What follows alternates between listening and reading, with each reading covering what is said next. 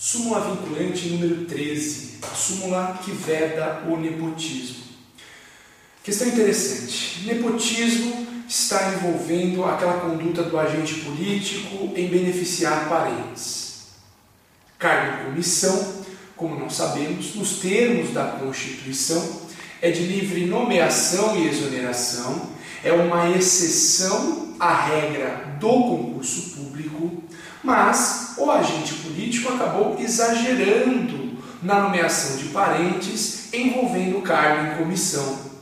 E não pode ser dessa forma, porque em que pese o cargo em comissão ser de livre nomeação e livre exoneração, ou seja, eu não preciso fundamentar a contratação nem a exoneração, essa contratação deve pautar-se em critérios objetivos. Claro, critérios objetivos. Eu contrato em comissão porque eu confio naquela pessoa, mas aquela pessoa tem que ter habilidade suficiente para desempenhar função de direção, chefia e assessoramento, ok? Então, imprescindível o critério objetivo também na contratação do cargo em comissão.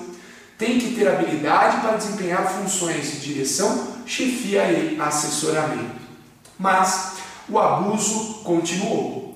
Contratação de parentes, abuso na contratação de parentes para ocupar esses cargos, os chamados cargos em comissão. Bom, não precisava nem da súmula vinculante número 13. Por quê? A Constituição, no artigo 37, fala dos princípios da administração pública. Legalidade, impessoalidade, moralidade, publicidade e eficiência. Princípios expressos no artigo 37 da Constituição. Outros princípios implícitos também regulamentam, norteiam a atuação da administração.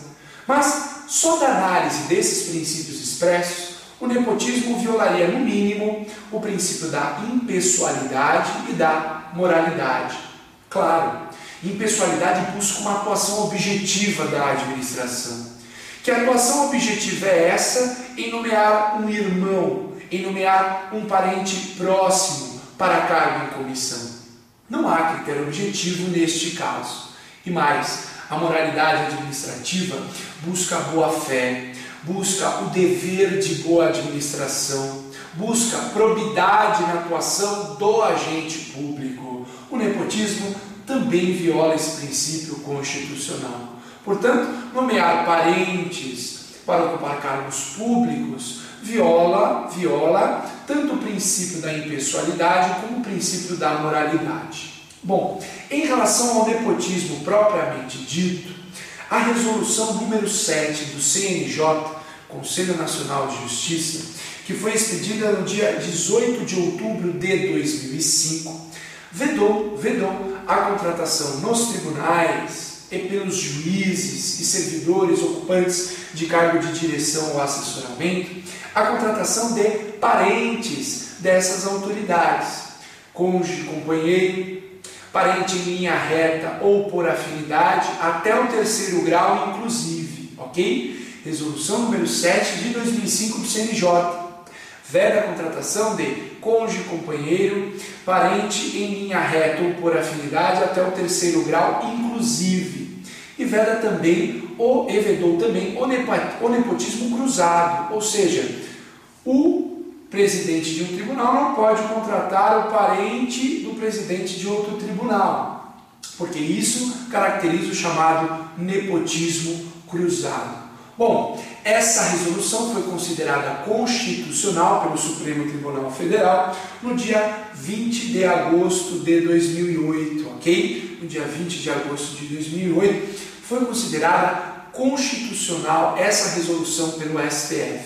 E na sequência o STF editou a súmula vinculante de número 13 e estendeu essa vedação ao nepotismo também para as entidades da administração pública direta e indireta, de qualquer dos poderes da União, dos Estados, Distrito Federal e municípios. Ok? Então, a súmula vinculante número 13 veda essa contratação de parentes, cônjuge, companheiro, parente em linha reta ou por afinidade até o 3º grau inclusive, veda o nepotismo cruzado, contratação de um parente de outra autoridade, ok? para a administração direta e indireta de qualquer dos poderes da União, dos Estados, Distrito Federal e municípios. Qual a questão interessante sobre o tema?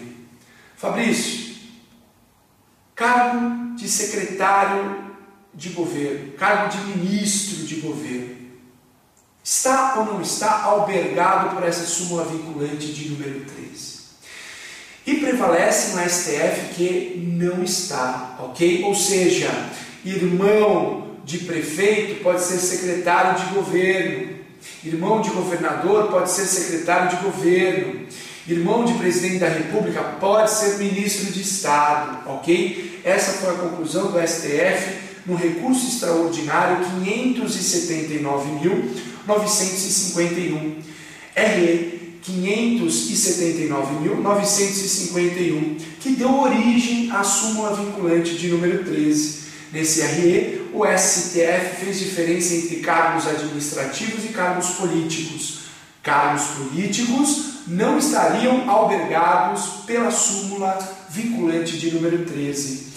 Questão interessante e recente. Reclamação 6650 de 24 de setembro de 2008. Reclamação 6650, 24 de 9 de 2008.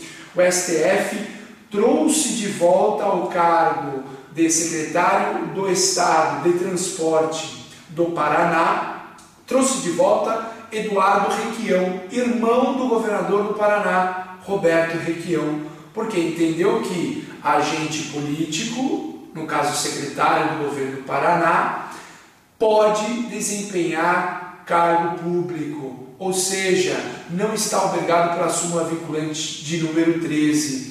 Interessante que antes da súmula vinculante de número 13, Eduardo Requião era superintendente da administração dos portos de Paranaguá, ok? Após a súmula, ele foi promovido a secretário do Estado. E uma outra reclamação interessante para finalizar essa videoaula é a reclamação 6702 de 30 de 9 de 2008. 6702 é a reclamação.